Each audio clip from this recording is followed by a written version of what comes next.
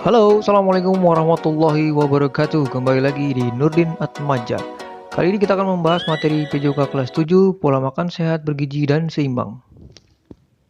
Kompetensi dasar dalam materi ini adalah memahami serta memaparkan pola makan sehat, bergizi, dan seimbang, serta pengaruhnya terhadap kesehatan. Dalam video ini kita akan belajar tentang hubungan antar makanan dengan kesehatan, pengetahuan tentang makanan sehat, pengetahuan tentang gizi salah, usaha-usaha perbaikan gizi yang telah dilakukan di Indonesia, serta pengaruh gizi makanan. Hubungan antara makanan dan kesehatan. Tubuh manusia dapat tumbuh karena adanya zat yang berasal dari makanan. Oleh karena itu, untuk dapat melangsungkan hidupnya, manusia mutlak memerlukan makanan. Zat yang diperlukan oleh tubuh dan berasal dari makanan itulah yang disebut zat makanan atau zat gizi. Zat gizi ada 6. Yang pertama karbohidrat, kedua lemak, ketiga protein, keempat mineral, kelima vitamin, dan keenam air.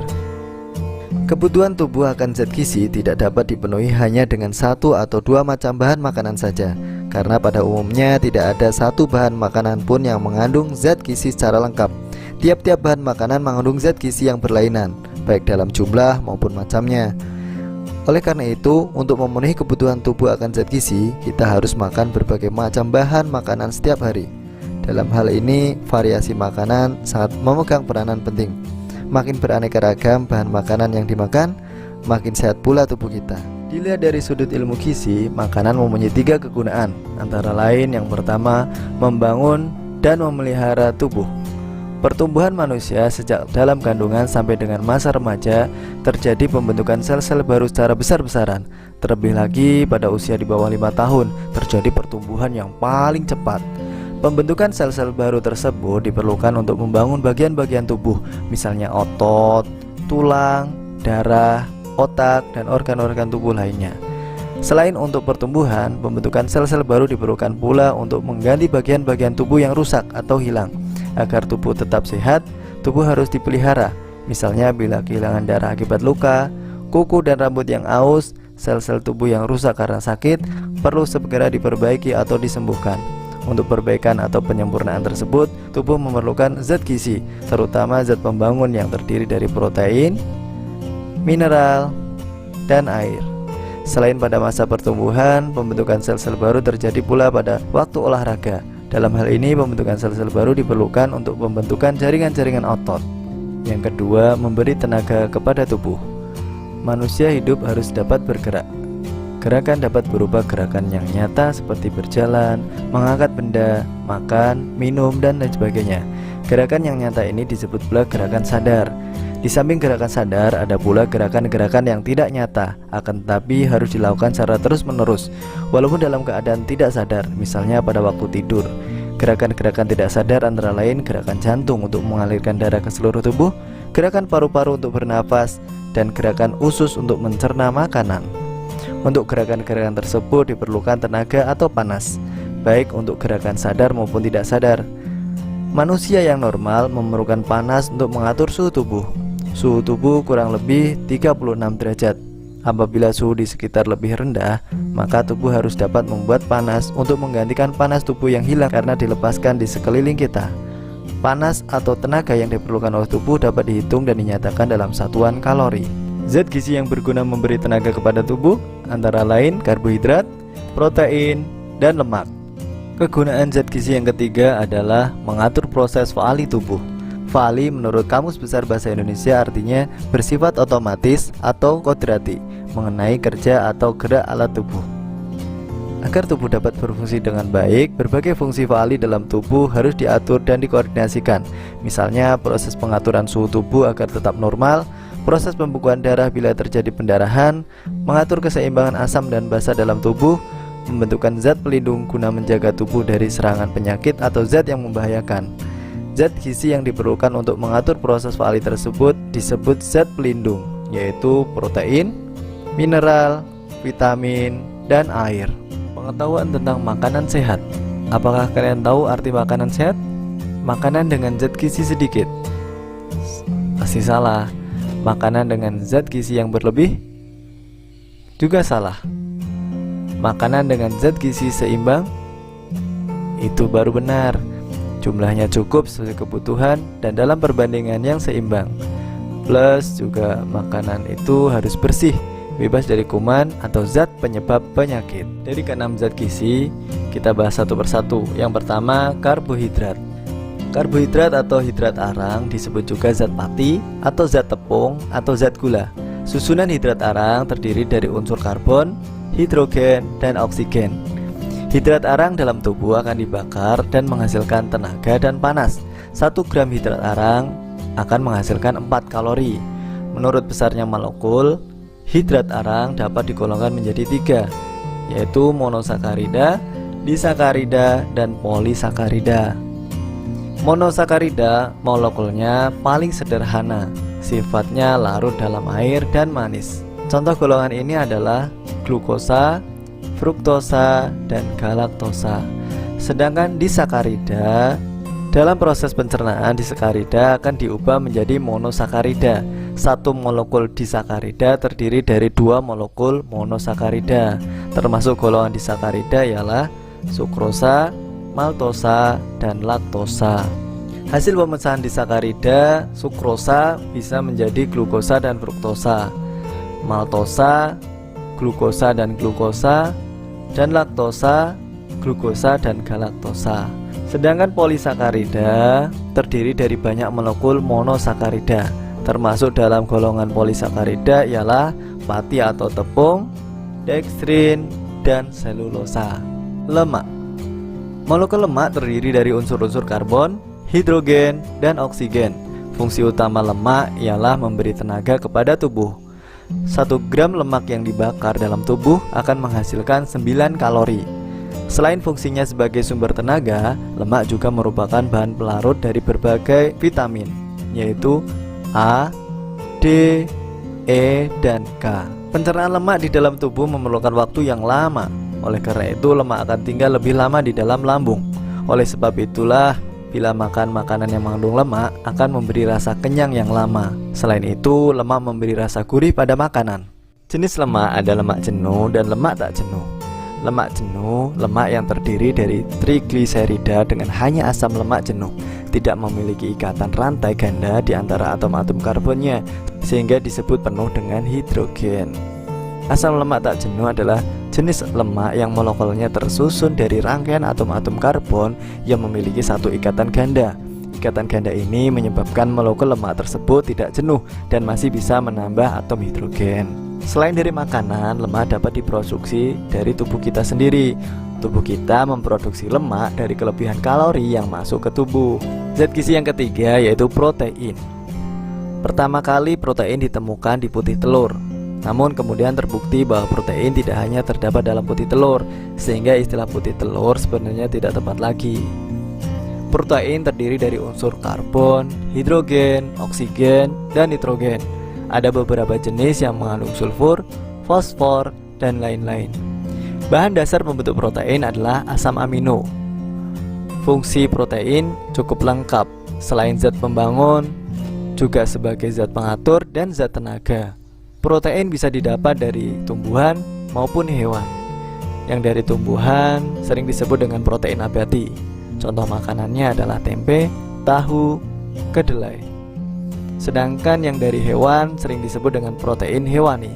Bahan makanan yang mengandung protein hewani yaitu ikan, telur, daging sapi, dan lain-lain. Asam amino yang tidak dapat dibuat oleh tubuh disebut asam amino esensial. Ada 8 asam amino esensial bagi manusia. Contohnya lisin, leusin, isoleusin, dan lain-lain. Klasifikasi protein ada 3. Ada protein sempurna, protein kurang sempurna, dan protein tidak sempurna. Protein sempurna ialah protein yang mengandung semua asam amino esensial dalam jumlah yang cukup banyak. Protein inilah yang termasuk golongan yang mampu menjalin pertumbuhan dan mampu mempertahankan jaringan-jaringan tubuh. Sedangkan protein kurang sempurna, golongan ini mengandung asam-asam amino yang esensial, akan tetapi ada beberapa yang jumlahnya hanya sedikit. Protein yang termasuk golongan kurang sempurna ini masih dapat untuk mempertahankan jaringan-jaringan tubuh, akan tetapi tidak menjamin pertumbuhan. Sedangkan protein tidak sempurna mengandung sedikit sekali asam amino esensial.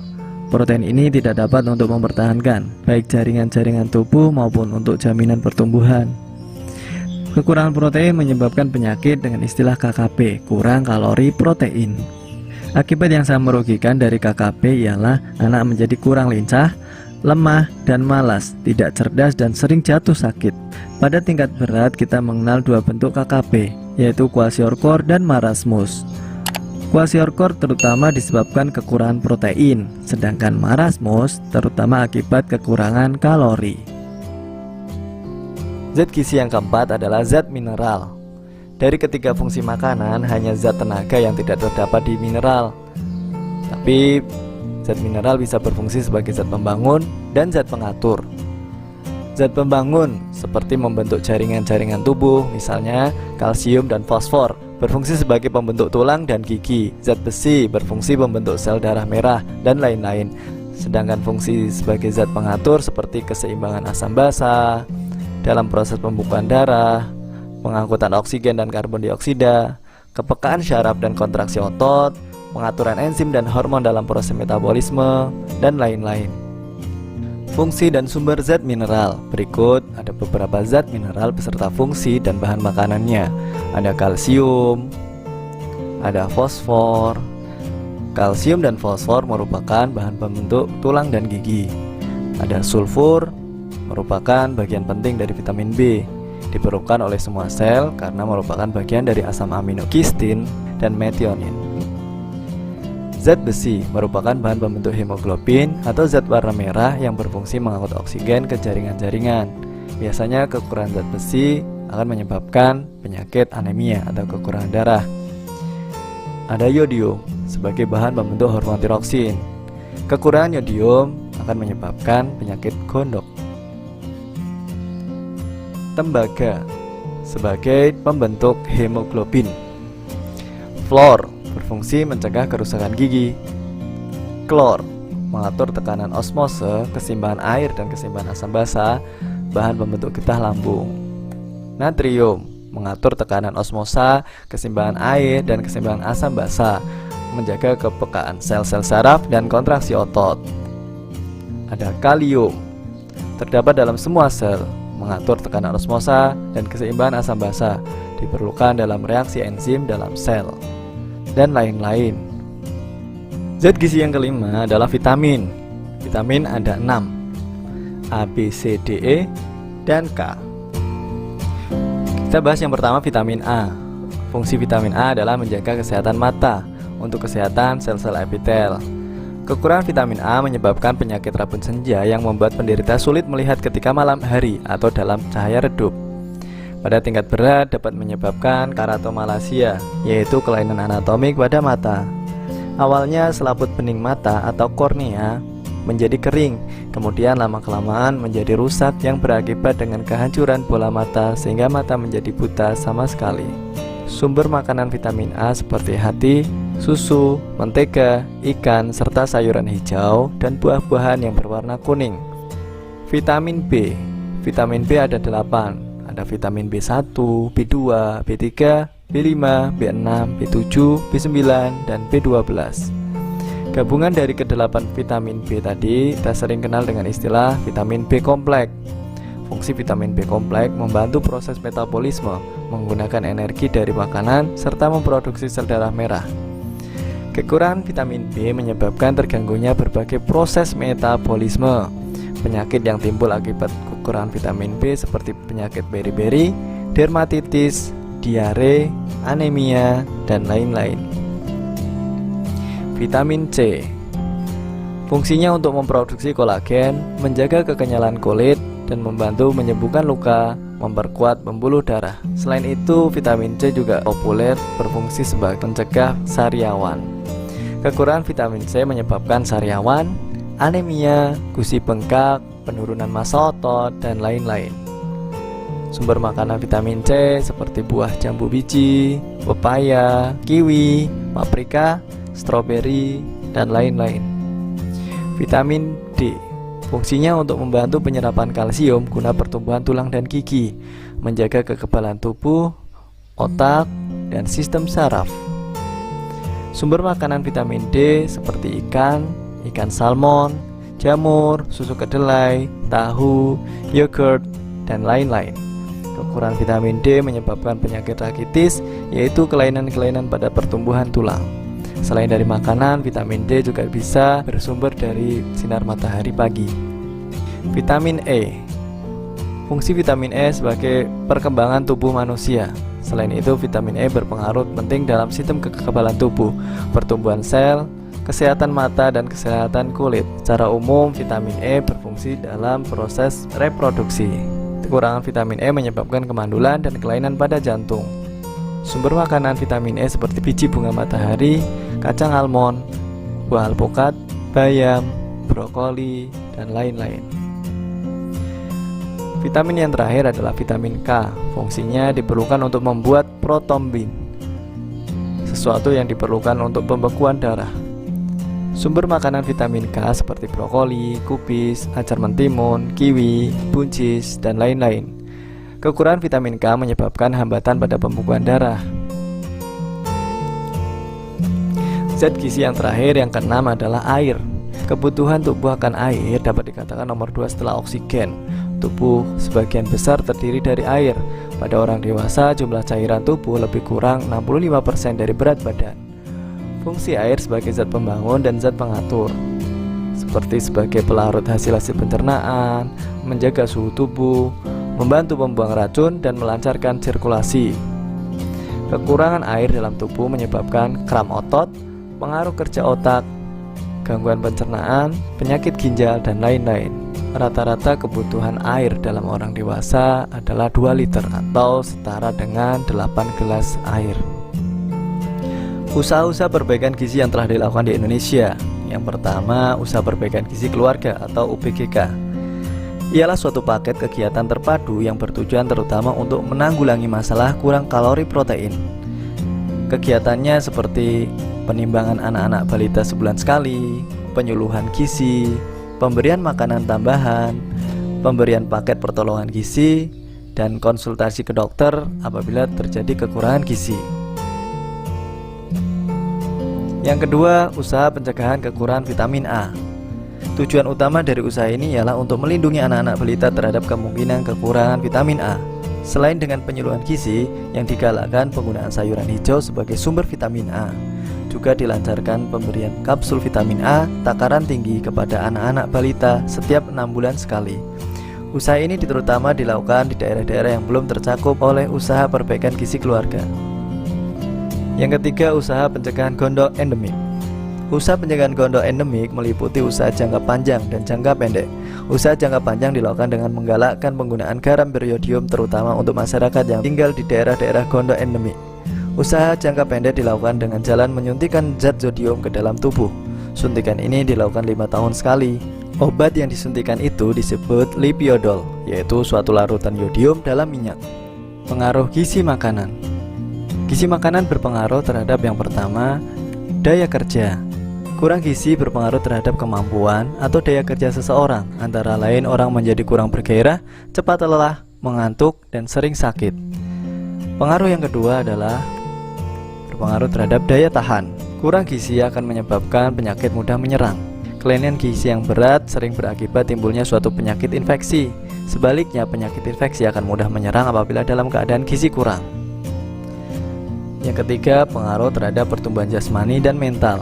Gizi kurang yang timbul pada masa kanak-kanak selain akan menyebabkan gangguan pertumbuhan jasmani, juga akan menyebabkan gangguan perkembangan mental.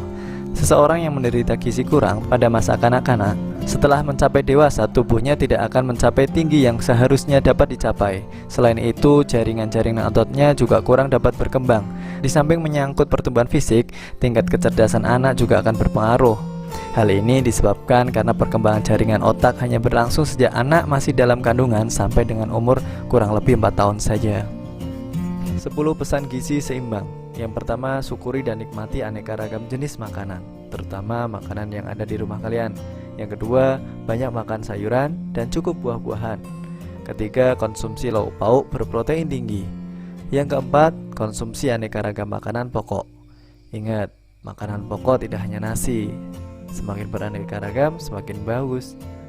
Yang kelima, batasi konsumsi makanan manis, asin, dan berlemak. Yang keenam, membiasakan sarapan pagi sebelum beraktivitas. Yang ketujuh, minum air putih yang cukup dan aman. Jangan sering-sering minum manis. Yang delapan, biasakan baca label pada kemasan makanan. Dilihat zat gizi yang kalian perlukan dan juga tanggal kadaluarsa. Yang sembilan, biasakan cuci tangan dengan sabun dan air mengalir.